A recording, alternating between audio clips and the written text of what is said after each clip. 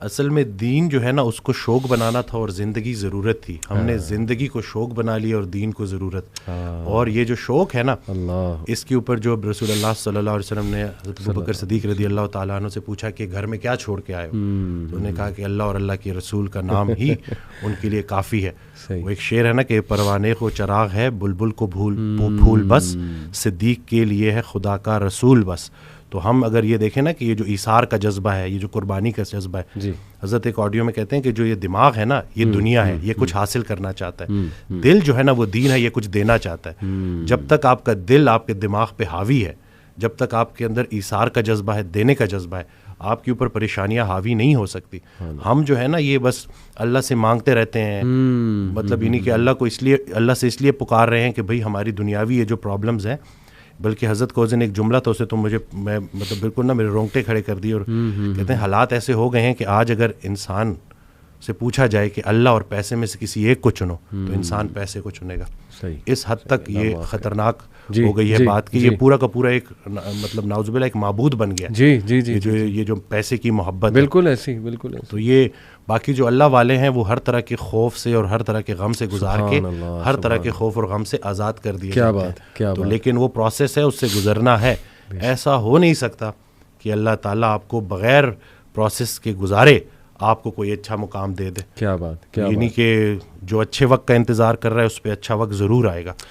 اور یہ جو آپ نے بات کی نا وسیم بھائی, یہ تو قرآن کی آیت بھی ہے الحمدللہ, الا ان اولیاء اللہ لا خوف علیہم ولا هم یحزنون, کہ بے شک اللہ کے جو ولی ہیں, اولیاء ہیں, ان پہ نہ کوئی خوف ہے نہ کوئی غم ہے.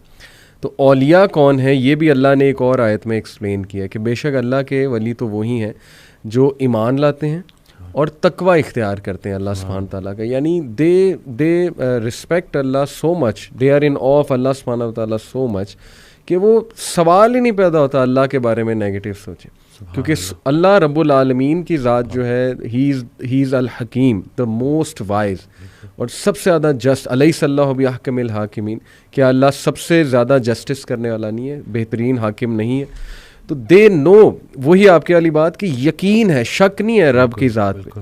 جو بھی ہو رہا ہے ہماری لائف میں دیکھیں, وہ لوگ بجائے کہ اللہ کو قصوروار ٹھہرانے کے, کیونکہ آپ کو پتہ ہے نا کہ سب سے پہلے تو یہ بلیم گیم کرنے والا اور نا امید ہونے والا ابلیس ہے. بالکل. اس نے اللہ کو رائٹ دین کہہ دیا تھا کہ چونکہ آپ نے مجھے گمراہ کیا اس لیے میں اب ان کو نہیں چھوڑوں گا. تو وہ بٹر بن گیا, ریونجفل بن گیا, وینجفل بن گیا, اور اس کا حسد بڑھتا جا رہا ہے, اس کی نفرت بڑھتی جا رہی ہے. تو اللہ نے اس کی اگزامپل کوٹ کی کہ چونکہ وہ اپنے رب کی رحمت سے ہی مایوس ہو گیا. بالکل. تو that's why he is called ابلیس, کیونکہ وہ بالکل ہی نا امید ہے.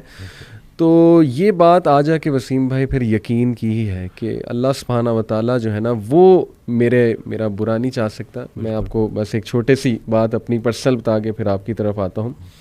ابھی پچھلے چند ماہ پہلے کی بات ہے, ویسے ہی کبھی کبھی آپ کو پتہ ہے بندہ ڈاؤن ہو جاتا ہے. تو میری وائف کے بارے میں میں تھوڑا پریشان تھا کسی وجہ سے, تو میں کافی پریشان نظر آ رہا تھا. تو انہوں نے مجھ سے ایک بات کی, انہوں نے کہا کہ آپ بہت پریشان لگ رہے ہیں. میں نے کہا جی بس آپ کی وجہ سے ظاہر ہے کچھ ہیلتھ ایشوز وغیرہ جو بھی ہے, آپ کو پتہ ہے چلتے رہتی ہیں یہ چیزیں, تو میں تھوڑا پریشان ہو گیا.